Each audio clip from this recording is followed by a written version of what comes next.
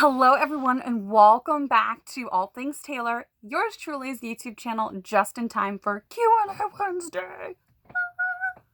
I am totally in full on Cindy Lou Who Grinch mode. P.S. guys, I tried this product that was supposed to be like air dry your hair, spray this beach waves thing. Yeah, did like never again. Never again. But regardless, we will get right on to Q&A Wednesday.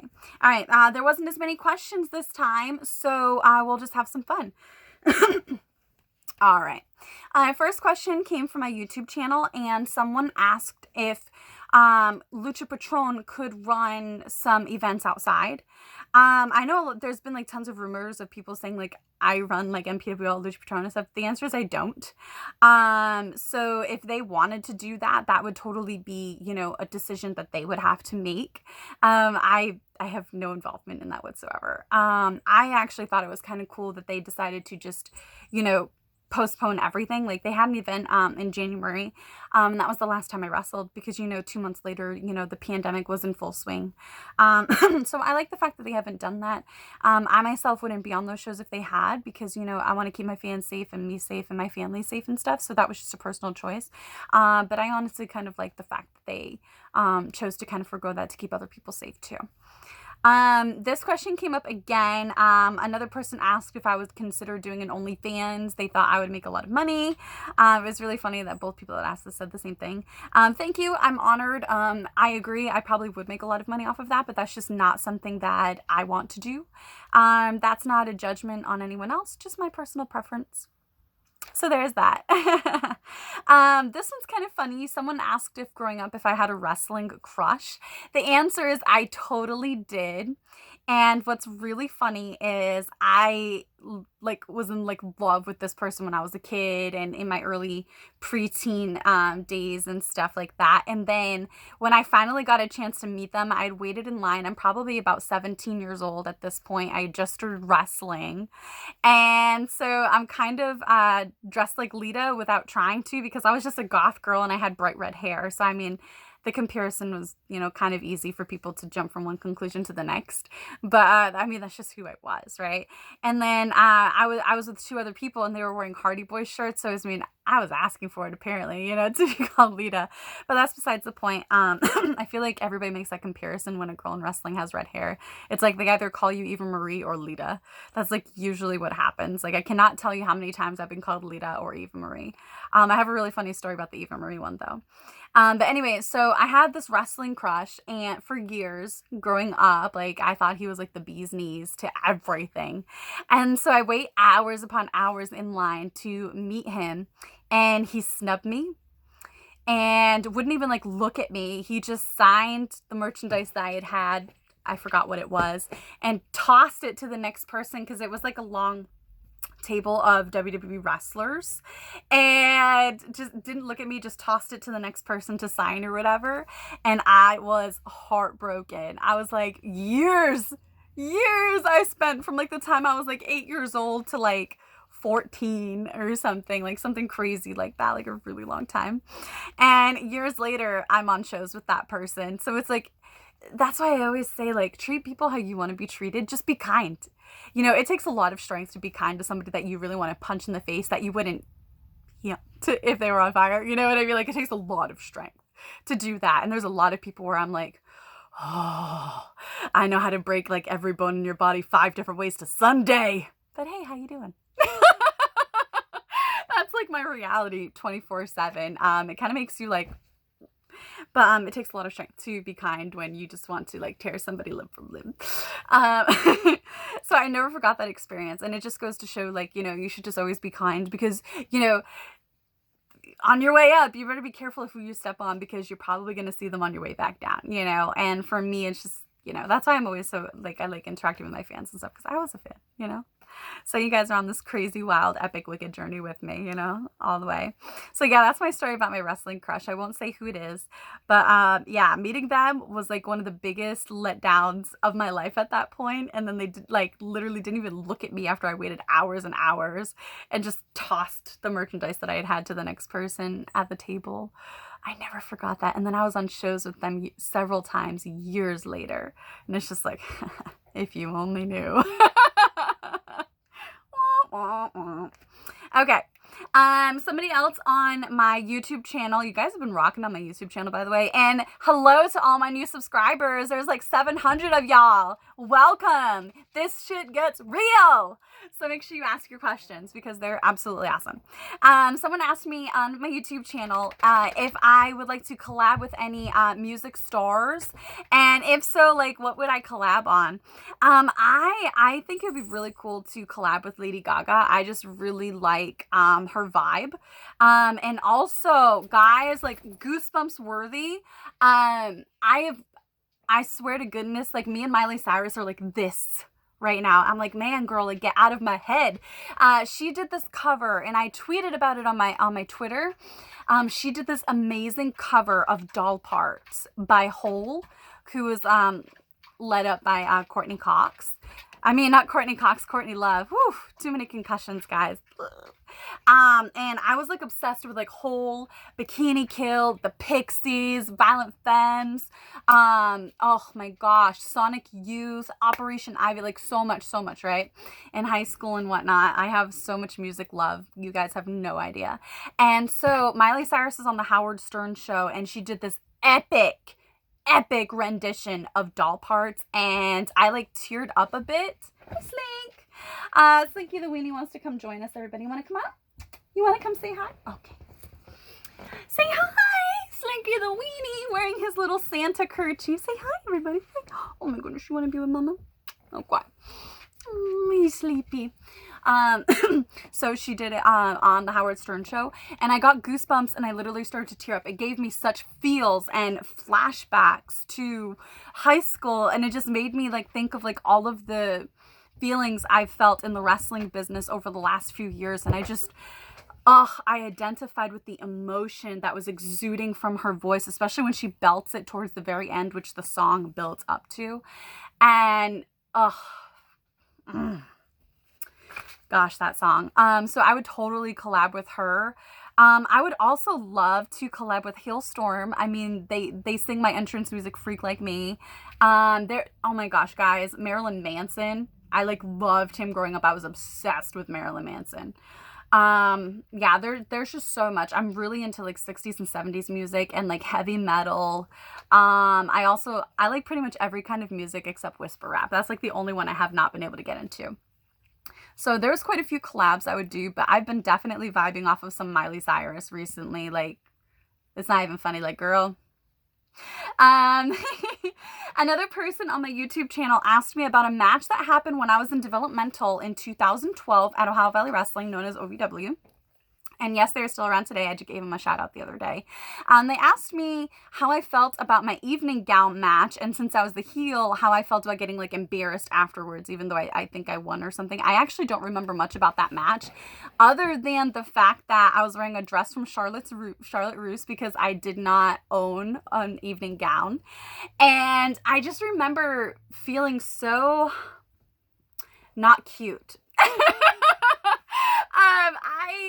I really did not come into my own. I am such a late bloomer. It's ridiculous. Like, I feel like I wasn't like owning me or my appeal or my body or anything until like my late 20s and about to turn 30. Like 25 or 26 on is when I've been like, oh, well, maybe I am cute. Maybe I'm not all the things that people say. Maybe I'm not an ugly, horse face, crazy psycho that people have all like called me and stuff. Like when I was younger, I didn't wear red lipstick for years because somebody said I looked like the Joker with a horse face. I never forgot that. So, and they like made fun of me and said I had like a terrible gum to tooth ratio, and they equated me to the actress Gina Davis, which I mean should have been a compliment because I mean she's awesome. But yeah, I was just so heartbroken by that. So like for years I didn't wear red lipstick, which sounds like laughable now, but it really hurt me back in the day. so the evening gown match, yeah, I got embarrassed at the end, and I took this like really hilarious bump. That looking back, after somebody asked this question, I went and tried to find that match, but I couldn't find it. So I watched a bunch of my other OVW stuff and then a bunch of like my more recent stuff, and I was like, man, I sell for everyone. And I'm watching these matches, I'm like, man, some of these girls like will not sell for me. I should have made it real. But then they complaining like, call you stiff if you make it real. It's like, well, maybe you should sell. But yeah, so the evening gown match, I really did not feel cute. I felt like I was so darn skinny and weird and gangly looking. Like I always felt like Gollum.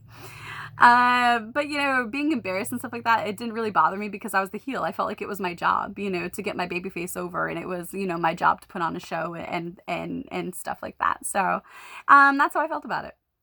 Another person asked me about a match I had at OVW, and this match I'm actually extremely proud of because of all the circumstances around that match. They asked me about why I didn't keep reaching for the OVW women's belt that was hanging from like the ceiling or whatever, and it was a 4-way women's ladder match for the OVW title, and it was the main event that night on OVW TV. And what's really cool about that is women at that point had not been the main event for OVW TV since WWE developmental days at OVW, and the last time that the women were the main event was Katie Lee Burchill versus Beth Phoenix in a ladder match. So that was a huge deal for us women, like huge deal. And that happened only a couple weeks after I was released from TNA. So like when I watched that match, I'm like, man, I'm not fat. I look awesome. And the gear I had made was inspired by the Dark Phoenix. I was like, wow, this looks really freaking cool. And I had so much input for that match and stuff.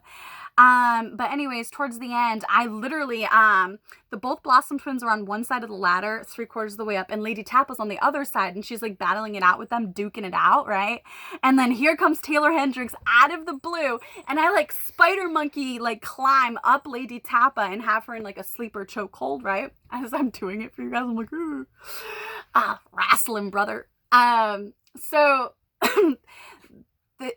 it's supposed to kind of ricochet back and forth, you know, like a seesaw in a way, but she was losing her grip on the ladder and we would have both gone down and it would have ruined the spot. So ever the worker that I am, I'm trying to salvage the spot. So I know I'm not supposed to be the one to win.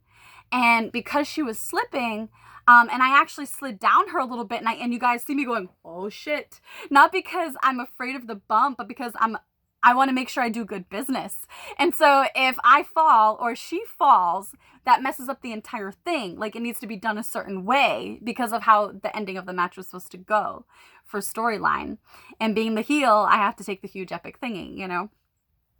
Bang, bing, bang, boom. Make it go zoom. That's what they used to say at OVW. So when I slip, I have to get all the way back on top of her again. And I know I'm super close to the belt, and, I should have reached for it, but I felt because I have such long arms and legs, if I would have even pretended to reach for it, I could have grabbed it. And so the fans would have caught on, I believe, to how corny and fake that attempt would have been. So I figured it was best not to attempt it, because if I accidentally did grab it, but pretend I can't yank it, and then she falls, the likelihood of that belt falling with me was really significant, especially because that ladder was all dodgy from us using it, so it wasn't even level, so it was wobbling, she was wobbling, we all were wobbling. It just would have been a recipe for disaster had I had grabbed the belt. So I chose to just stay with the business we were supposed to do, which was finally she wings me back and I take the big bump off of it. The Blossom twins get her, bash her, she falls. Then there's this moment of sister versus sister. Hannah bips her sister off the thing, and then Hannah Blossom becomes the champion. So that's why I didn't keep reaching for it. I felt like, you know, I had to be a team player and do the business that I was supposed to do. Someone asked me also on my YouTube channel, hi Sabrina, my kitty, who would I rather wrestle at Wrestlemania, Fisto or Jordynne Grace? Jordynne Grace, hands down. I really like wrestling with Jordynne Grace. I never told her that. We started recently following each other again on social media. Yeah, I never got around to telling her that I actually really enjoyed working with her, because I like the different versatility within her style, and she actually would sell for me. And I just like the fact that we were both very story oriented, as well as trying to put creative things together to be entertaining in a match. So I actually really enjoy working with Jordynne Grace in the ring. Another person asked me to do another follow-up to some stuff I previously touched on in my Q&As, which is injuries. And what's really funny about that, this person asking me about that is I remembered a concussion that I had forgotten about. I mean, with how many concussions I've had. So, it's really funny that someone asked me that with my handy dandy little notebook here. So, my first concussion was within the first 2 years of my career. I was in the first year of my career. So I forgot 2 concussions. So wow, I've had maybe 6 or 7. Jeez Louise on toast. I just remembered another one just now. That's crazy. So one of my first ever concussion was most likely one that I didn't even realize that I had. I climb up the top rope, and which is hilarious because I don't do that really much at all anymore. I climb up the top rope, I stand up, and I jump onto a guy. I'm a valet, and I get up and I jump onto the guy like this, and I'm supposed to do like a Frankensteiner Hurricane Rana. And the guy did it fine before the show. Like, we practiced it and went over it because I didn't have a lot of training in at that point. And so come showtime, I land onto the shoulders the proper way. I go to do it, and instead of letting me like drape down like this, like you would for the head scissors, Rana, he spikes me on top of my head. He just goes, and I was like, like I thought my neck was broken. And my partner, not my partner, but the person I'm valeting is like, get up, Taylor, you have another spot, And I'm like, I felt like my neck was like broken. It was like a shockwave. My next concussion, which originally I thought was my first concussion, was at a practice about 2 years later, maybe less. At practice, there was this kid that was like medicated for anger issues, which in and of itself should have been a red flag, but whatever. So we're all training that day, and for whatever reason, we're doing leapfrogs. We're doing a drill that has leapfrogs. I'm 5'7". This guy is about like 6'1", 6'2", over 200 pounds, a big kid. So I'm running. I'm the person going underneath his leapfrog, right? And at 5'7", there's only so much I can duck down while still being able to run. And so I ducked down and running as fast as I can while being ducked down. And he like did not jump high enough, and his whole body like came down on my head and bashed my head into the mat. So like all 6'1", 200 something pounds. I had to go to the hospital for that one. My next concussion. Oh yeah, my next concussion was a television taping for Ring of Honor way back in the day when Jim Cornette was booking Ring of Honor. He had convinced Ring of Honor to come to OVW for some TV tapings, and I had just moved to OVW like a couple weeks beforehand. So I'm wrestling this girl who has a ton more experience than me, and her and her boyfriend, who I believe she's married to now, pressured me into doing some things that I wasn't comfortable doing. And it's very interesting because later on, I think Mike Bennett or somebody close to Mike Bennett had told Jerry Lynn what happened to me and how I was getting big leagued and talked into something. And one of the things that I was talked into doing, I told them straight up, it's like the Kentucky Boxing and Wrestling Association does not allow you to do this move in the state of Kentucky. And I think Indiana as well. But they wouldn't listen, and I'm the green girl, so I have to go along with the vet.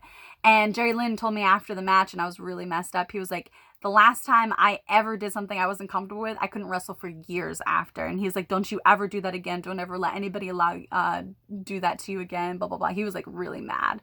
And ever since then, he's always been very supportive of me. So I always really appreciate Jerry Lynn. But this is the concussion I've spoken about previously, where the girl kicked me so hard in the base of my neck, where my neck meets my skull, that I was paralyzed from the waist down. And I saw flashing like neon rainbow lights and black. And while all this is happening, my brain hit the front of my skull, ricocheted, hit the back of my skull, and settled back in. And then she did the exact same thing again, and all the same things happened all over again. Like, I can't even explain to you the cringeworthy aspect of feeling your brain move in your skull, but you're paralyzed and you can't do anything about it. Terrifying. My another concussion I had was actually a year before that. I had done an OVW tryout camp, and I love this person to death. They offered to wrestle me to protect me, so that I would look good at that tryout camp. And they're in NXT now, and they're doing amazing for themselves. So I'm like really happy about that. That person deserves it. But they did like this running knee thing, and it went right into my head, concussed me like crazy, that I couldn't finish the tryout because they took that very seriously. Wow, I think that's already 4. Another concussion I had was at an indie show in Ohio. I was catching a girl, and it was just one of those freak things where momentum just, takes over. But I was wrestling Alexandra Bale, and I caught her for this. Oh, she did such a great crossbody off the top. And we came down so great and snug, but I tucked my chin and everything, but the momentum just like made my head snap back. So that was just a freak accident. And then my next concussion was Los Angeles, California at an indie show, which I spoke about. A girl Northern Lights me onto my skull. Like for shoot, right onto my skull. And we finished the match, but there's like 8 minutes of time I can't account for. I don't remember finishing the match after she gave me the 2 Northern Lights suplexes in a row. The next thing I remember, I'm in the back talking to Daphne. And then I also remember later on talking to Nigel McGuinness. Like, I don't remember finishing the match. They said I walked to the back on my own. No memory of it. I don't even know how I got to be sitting in the chair talking to Daphne. But that's my next memory after the Northern Lights. My next concussion was at Ring of Honor in Lowell, Mass, where a chair shot was supposed to be given to my back, but it missed and came up and hit me square in the back of the head unprotected. That was gnarly. So yeah, I've had quite a few concussions. It's pretty bad. Some other injuries that I've briefly mentioned, but I didn't go into detail, was the last time I ever went to this specific arena for this specific promotion, I never went back. I was concussed. Oh yeah, that's another concussion. So this was right after my release from TNA. I'm wrestling this girl who was green, but she wasn't listening, and she was so much bigger than me. And she slaps me so hard in the ear. She cupped my ear, and I have nerve damage, and I'm a little bit deaf in that ear to this day because of it. But I was completely deaf from it for several months. And she short arm clotheslined me all the way down into the mat. And I was blind in the eye. That was on the same side as my ear that she had hurt.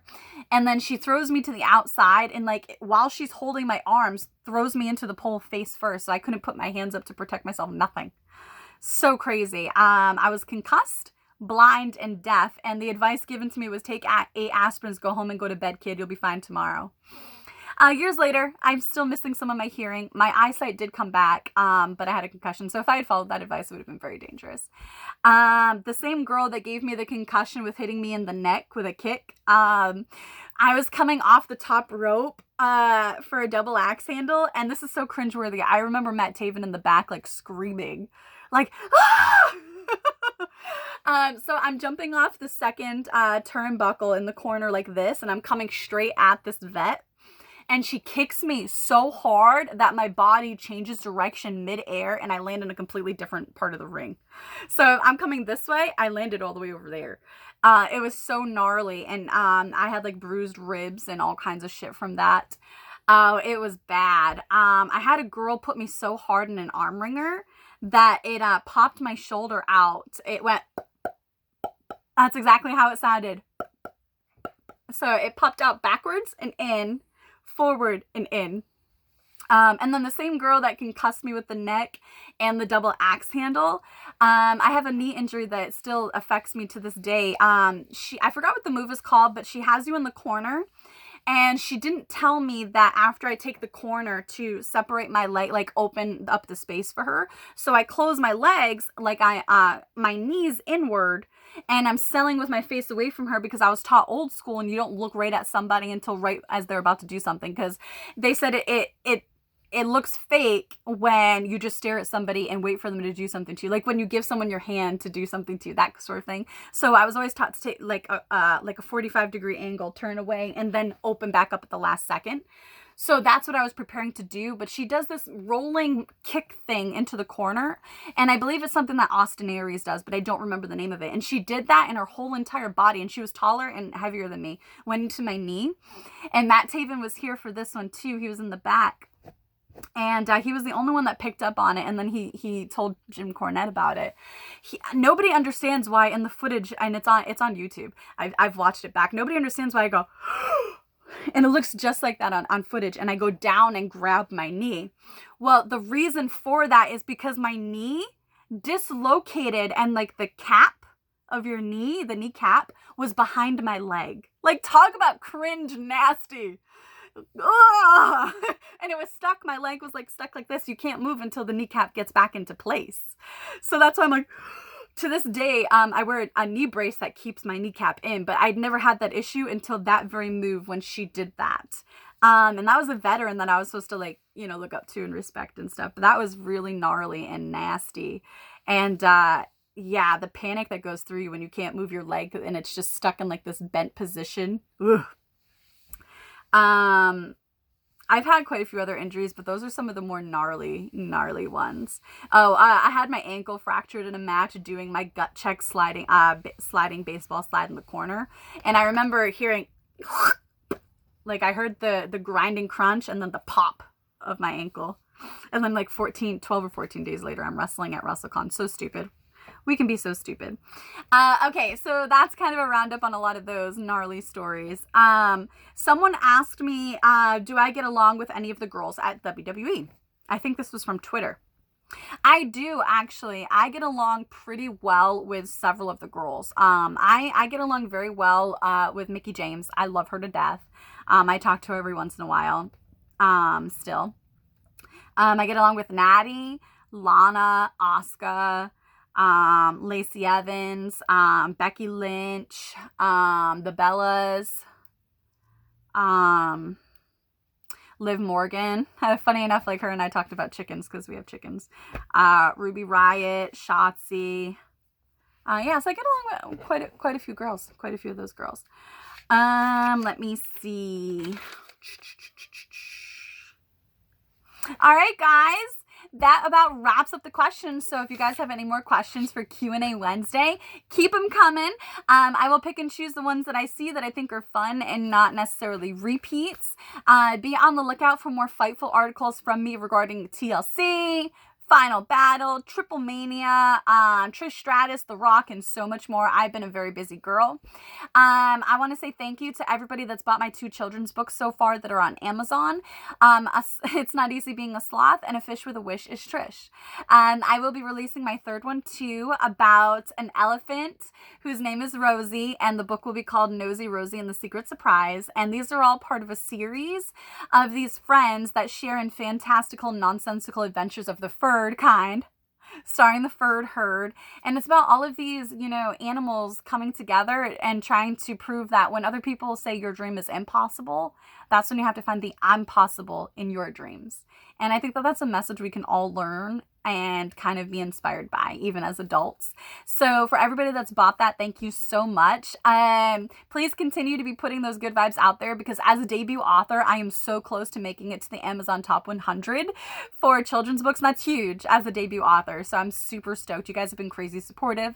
If you don't have kids, but you know a preschool or someone that does have kids, Amazon offers the buy for others option, and you type in their email and it sends them like a downloadable version of the books. So super stoked about that. And I'm coming out with some adult books too. I'm really excited in the fantasy section, horror section, and more. So I'm like super stoked about that. I want to give a shout out to everybody that was supporting me for Yahoo Finance and Disrupt Magazine, as well as my podcast Talks with Taeler Hendrix on russosbrand.com. Anybody who signs up by December 31st, you get a month free and no long-term commitment. So I think that's a pretty huge deal for all the exclusive content. And plus, you get to see me every week. I'm going to be having some really cool guests coming up, including a former NFL cheerleader who's super awesome, love her to death, and some more wrestlers and more. Thank you so much, everybody.